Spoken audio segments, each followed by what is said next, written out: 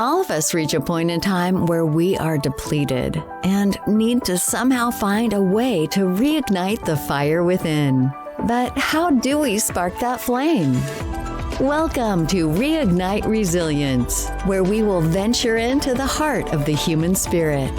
We'll discuss the art of reigniting our passion and strategies to stoke our enthusiasm. And now, here are your hosts, Natalie Davis and Pamela Cass.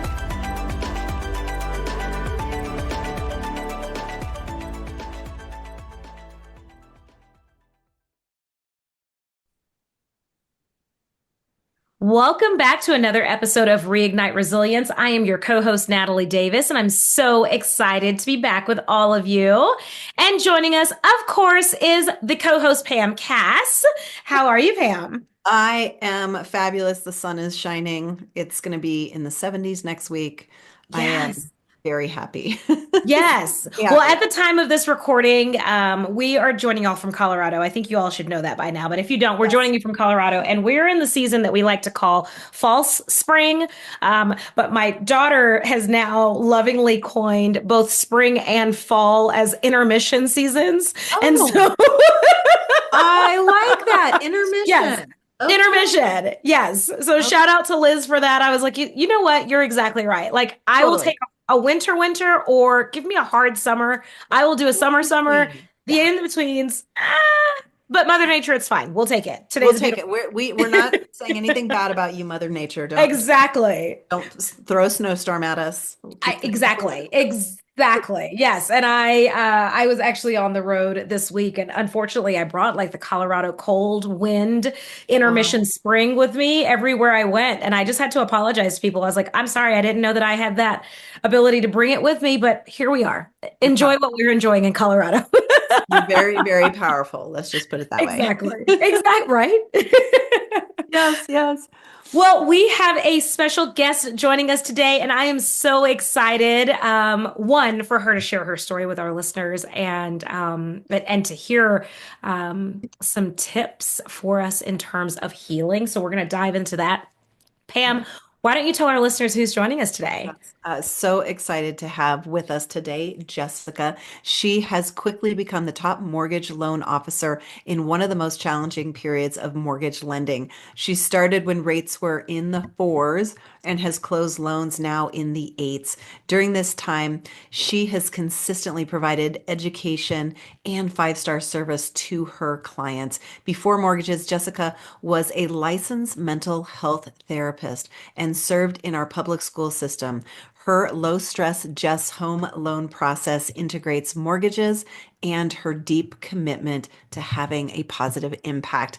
That is amazing. I'm so grateful that you are here. Thank you so much for joining us, and can't wait to hear your story.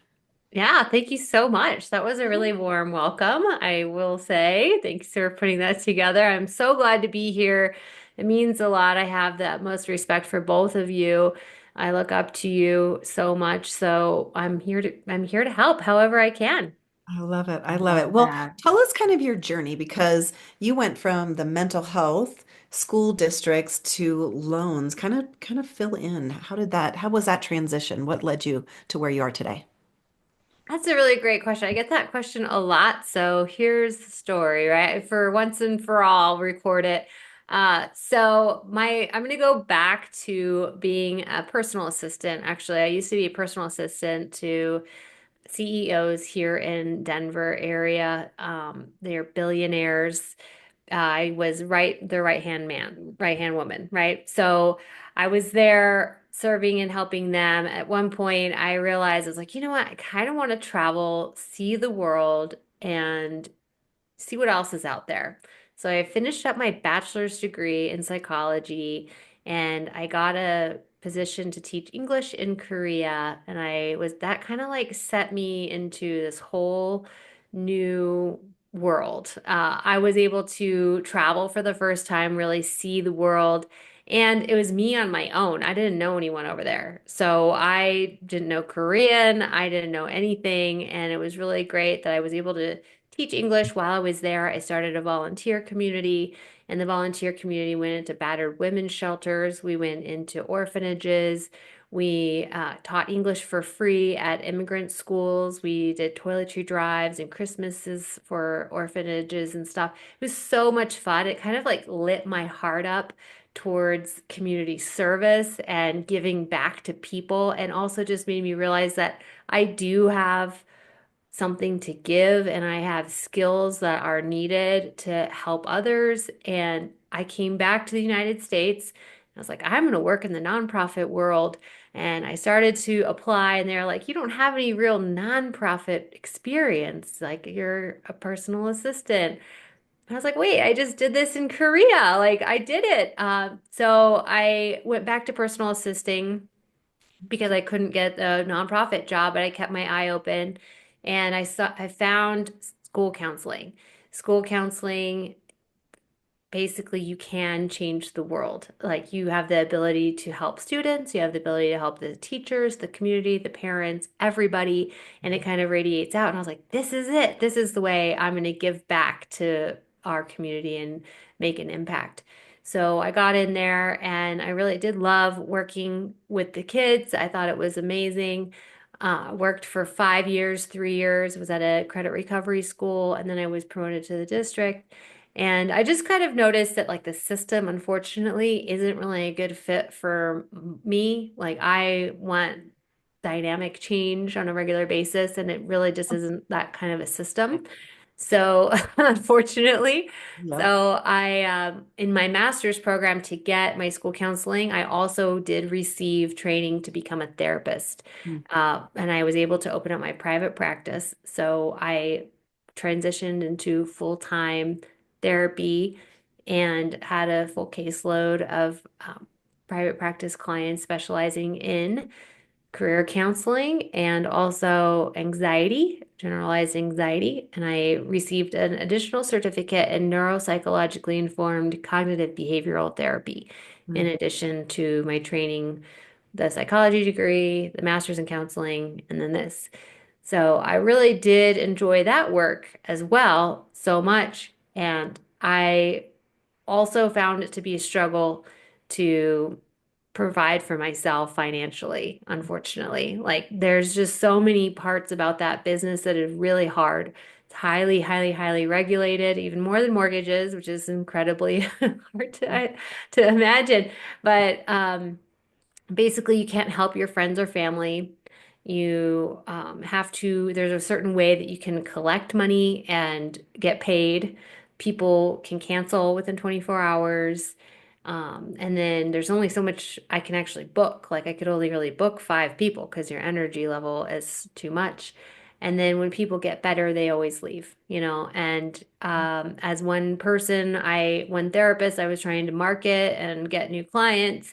And, you know, every single client, when they get better, they're on their way out, and then I need to find another client. It was just not really adding up, and I was turning 40 years old. So I thought, you know what? I've got to do something. Like, financially, I've got to take care of myself, and I don't know what it is. So I was keeping my eyes open. My boyfriend at the time, who's living with me, he started a mortgage brokerage on his own.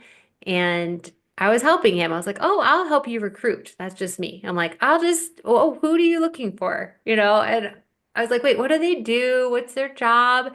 He's telling me. And I was like, it's like, I can do all those things. And I would love doing all those things. Like, oh, you do events. Oh, you call people. You help people buy a home, like a house. Like, for me, when I bought my house, it was this big pivotal change in my life. Mhm. Such an important change from the background that I've had where we lived in, I don't know, 20 different houses.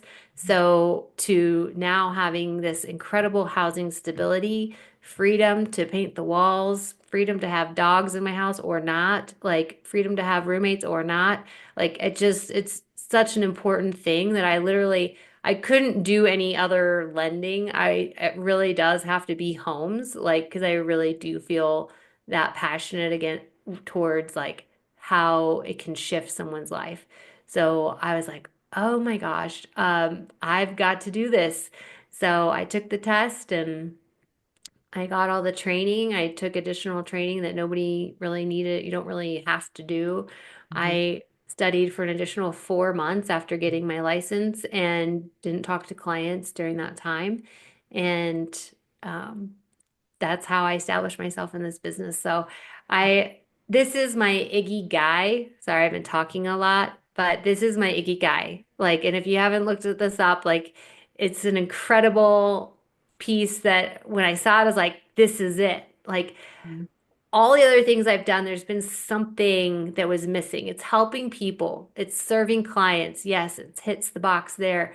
But there's a little bit that was just kind of a little scratchy that wasn't really a good fit. Hmm. This is it. Like, this is what the world needs from me. I'm very passionate about it. This is that uses my skill set. This provides financially for me.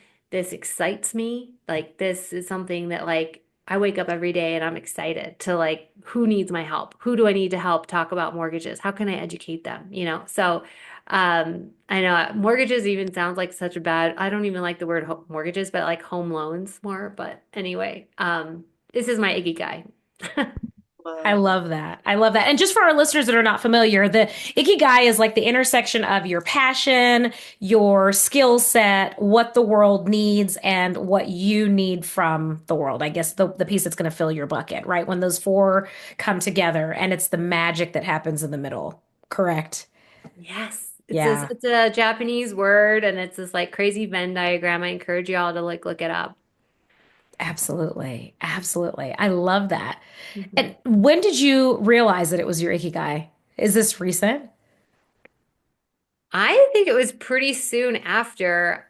I every day I find another reason. I'm like, this is the reason why I love this. Like, I love solving problems. I love learning new things.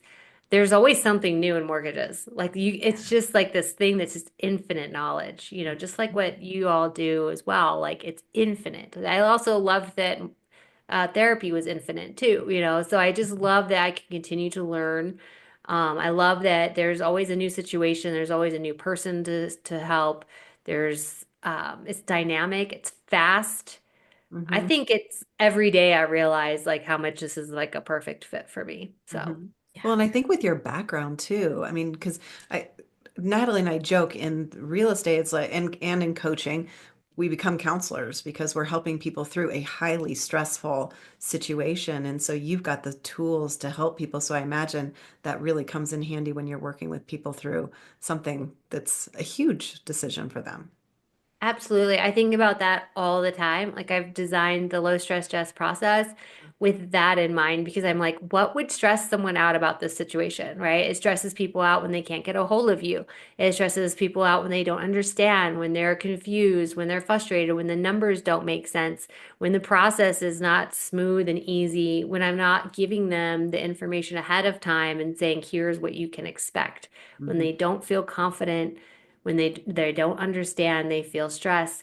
And then also there's also parts of the process that I try to minimize the stress as well, which is like, let's get you pre-underwritten and pre-approved first and then go shopping.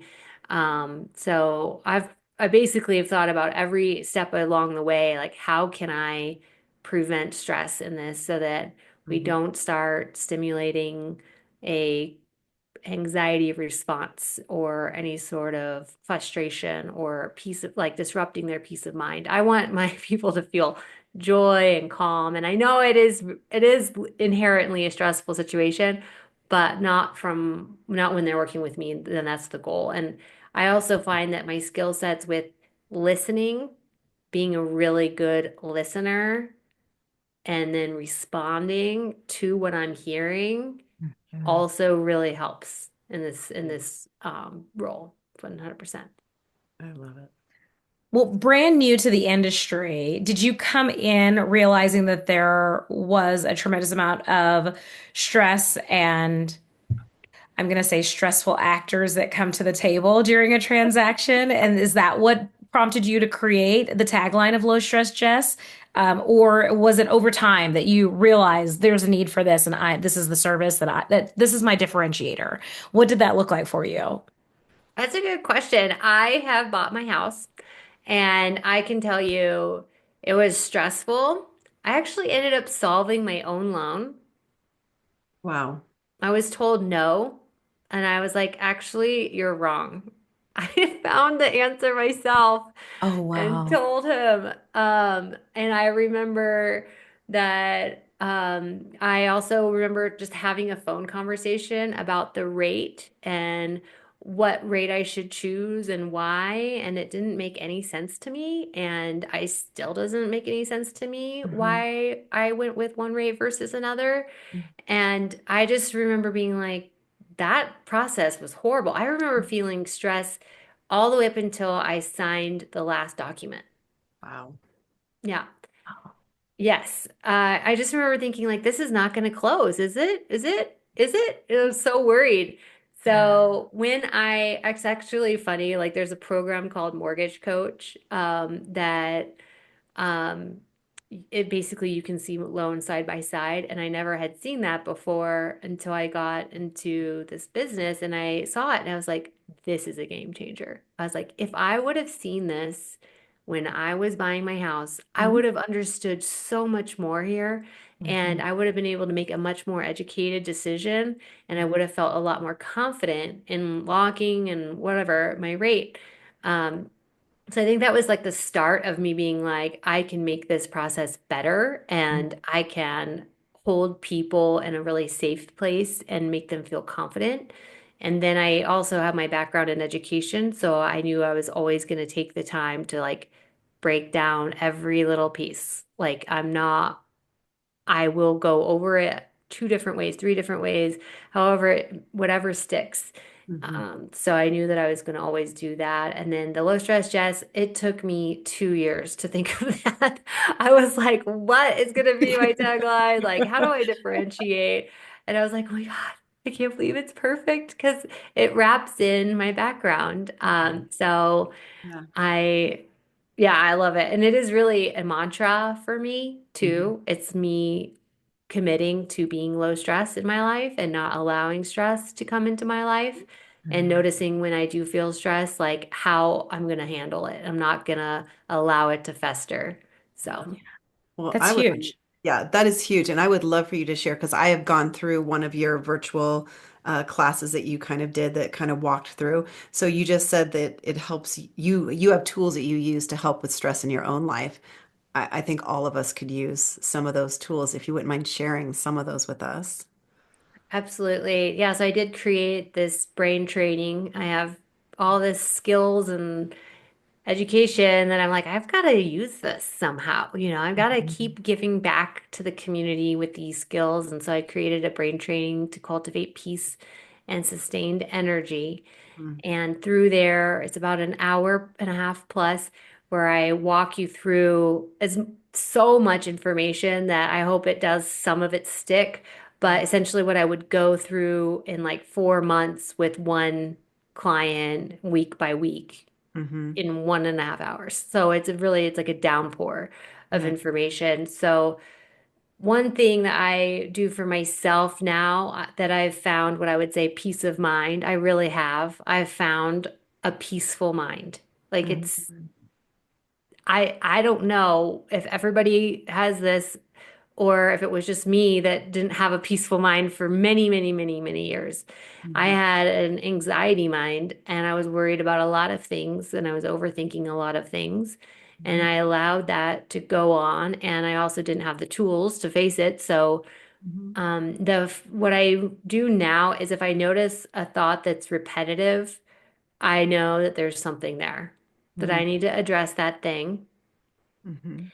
And it's going to be either a moment of self-reflection to kind of dig in there, time, quiet time. It's going to be me taking action in some way to address it. Love that. So I'm real, and I also protect myself from things that are a little bit that could cause anxiety or that could create a repetitive thought pattern in my brain. Because essentially, like what we go over in that brain training is basically what's going on in your brain is that whenever you are thinking, your thoughts are kind of like neural pathways and every the survival of the busiest. So if you keep repeating that same thought again and again, you're actually strengthening that neural pathway. And I don't want those neural pathways of worry to continue in my mind anymore. So I am really good at observing my mind and recognizing when I'm having a thought that's duplicating, and I'm like, oh, there's something there. Yeah. What is it? Like I do a little like what I call self therapy, which is not most people can't. I don't know if I trust most people to do their self therapy, but I've done it for myself now, which is just kind of holding space for myself with kindness, with compassion, trying to add some context in there. Like, what's going on? Yes, you're not feeling great. How well did you sleep last night? Like, are you really stressed out with work? Is there a lot going on? Is there a relationship that's out of place right now? Like, just kind of holding space for myself to kind of dig into, like, why am I having this repetitive thought? And what can I do? What am I empowered to do about this thought? And then once I resolve it, then that thought can be released. And I don't want to think it again, you know? So Yes, exactly. It's like, thank you, check, we're done. Thank you for that, your time. We're moving on to the next thing. Yeah. yeah, exactly. Yeah. I mean, I think with the what we're seeing in the world right now, and probably in our country, I think probably a lot of people are feeling that kind of anxious mind, and they're thinking about Mm. negative things on a constant basis. And I think what you said is so important. The more you think about it, the deeper those neural pathways get, and the harder it is to create new neural pathways when you're just staying, what you focus on expands.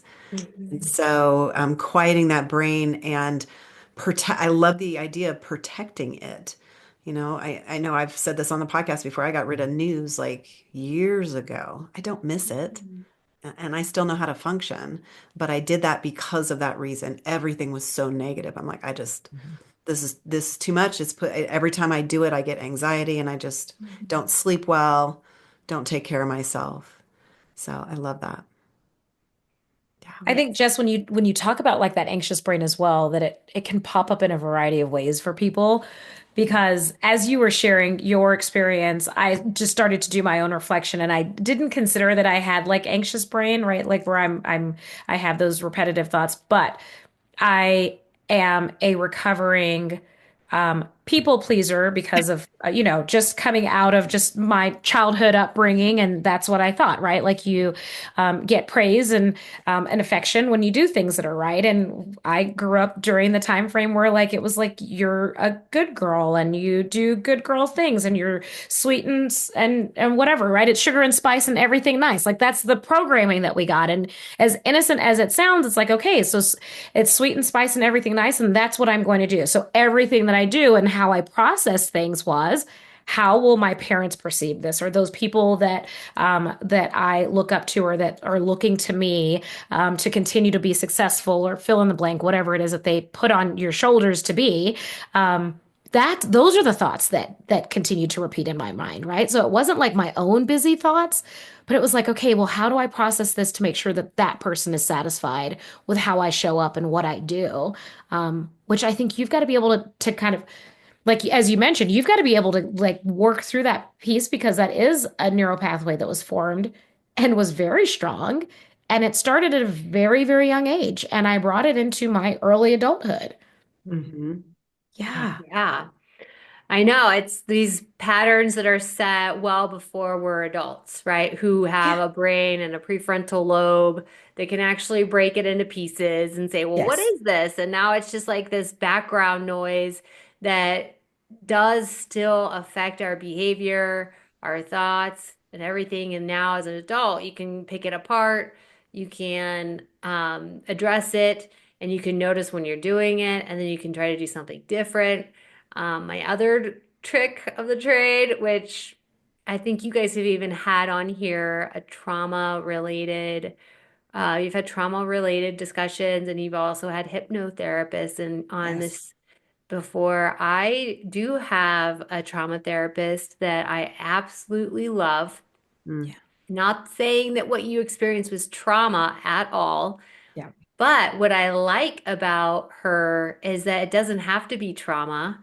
It Hmm. can be anything that you just want to stop doing, Exactly. and she will help you get there. Hmm. And I have seen her now for three different issues. One was driving, I was in a car accident. Hmm. The other one I don't mind sharing is, I want to spend my money and save my money better. I want to be a saver. I want to stop the other side of my behavior. Yep. And I saw her 8 months ago for this. Hmm. And you'd think, oh, you just saw her one time for this and it would be done. Like whatever help she could do was done at that time. No, it's still helping. Yeah. And today I can say that the way treat money is totally different. Just from one session with her. Yeah. Wow. It's powerful what she can do Yeah. because it's going into the subconscious because some of this stuff Right. is not in our conscious mind. Right. And she's able to kind of just rewire it and reframe it. And I now, as I am thinking about spending money, I'm like, I need to evaluate this. I need to really think about how I'm So it's spending not that money. impulse buy where, Yes. oh, I'm going to Yeah. buy that. Now it's like, oh, hold on a second. Let's think about this. Yes. Huge. So what type of therapy does she do? It's called rapid resolution therapy. Okay. Shout out to Heather Reynolds. I've sent her hundreds of people by now. Okay. So it's not magic, but it feels very magical because you can Is it walk like out feeling better. EMDR a little bit or? It's hypnotherapy. It's a Okay. unique form of hypnotherapy, I'd say. I've never been through official hypnotherapy, but what she does hypnotize you at one point. But, Wow. nothing to be scared of because you're fully present Yeah. and you have 100% your capacities around and you're very much there. Yeah. And it's also very consensual. Like you can't be hypnotized unless you really want to be. Yeah. Right. So, Yeah. Oh my gosh. Yeah. Wow. Have Uh, you done hypnotherapy for other areas of your life? no, I've never done it for anything Okay. else. Yeah. I mean, Okay. she's helped me with three different issues and they're Okay. all improved. So Yes. awesome. I- Fabulous. Do you, that's the healing. That's a good healing message. Like you don't have to Absolutely. suffer. Yeah. yes. And you don't have to do it on your own.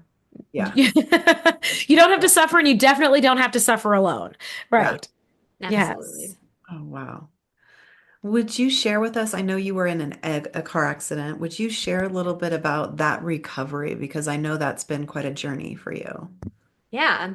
Yeah, I'm excited to share this. I haven't really shared this with too many people because when I was going through it, it was very difficult to acknowledge and to deal with in my mind. Like just to even wrestle with like, is this real? Like, is this happening? Hmm.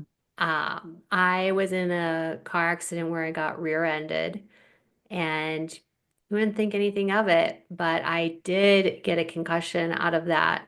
And the concussion symptoms led to post-concussion syndrome. And from there, I healed, but also there's some just remnants of things that just didn't heal. And it was over a year plus that I was suffering and trying to find out what was going on. One of my physical therapists was like, she put me on this machine and she's like, basically what I'm seeing is that your body is saying I'm okay, but your mind is saying you're not okay. Mm, And she's like, that's a disconnect. You should schedule to get a neuropsych exam mm. at Anschutz Hospital. And that took a year to get in with them. So, Wow. yes. So I finally got the neuropsych, and they said, yes, there are executive functioning concerns that you should address. And things to improve. So from there, I was like, okay, it's not just in my head, because before I was like, I know I'm not my 100% normal Jessica self. Like I knew that I wasn't. one of my favorite things about myself is my ability to focus. Like I can sit down and I can be focused for like 5 hours, 8 hours. I can just grind through it. With a master's degree, you have to like be able to sit and read and write papers. And I just loved that about myself. I was like, I'm such a good focuser. And then No. I couldn't focus. Like looking at the computer for long periods of time was a big problem. So I'd have to take breaks. Like I'd have to take like 20-minute breaks or half an hour breaks, like step away. Um, I had a lot of support behind me to get through a lot of the difficult parts because obviously my job is a lot on the computer. So I had a lot of supports in place. So I'm so grateful that I have people in my life that I don't know if you're talking about resiliency, I think support and mentorship and people, I call them my executive board, I call them my mentors. They are the people that have lifted me up through this difficult time. So, um, Wow. and of course, I'm a little self-conscious about, you Yeah. know, my mind not working at 100%, Yeah. while I was also, you know, being a loan officer and trying to provide five-star service to everybody. So that's a little vulnerability for me for sure. Well, and yeah, asking for help is huge. You know, Mhm. yeah, you could very easily try to suffer alone or think, oh, I can push through this. This will be fine. I can do this. Yeah.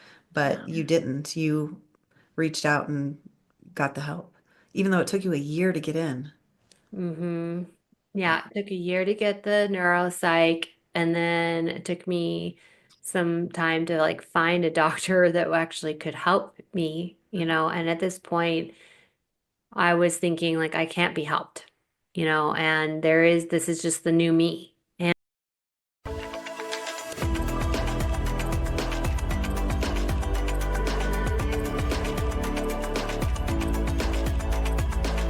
Thank you for joining us today on the Reignite Resilience podcast. We hope you had some aha moments and learned a few new real-life ideas to fuel the flames of passion. Please subscribe on your favorite streaming platform, like or download your favorite episodes, and of course, share with your friends and family. We look forward to seeing you again next time on Reignite Resilience.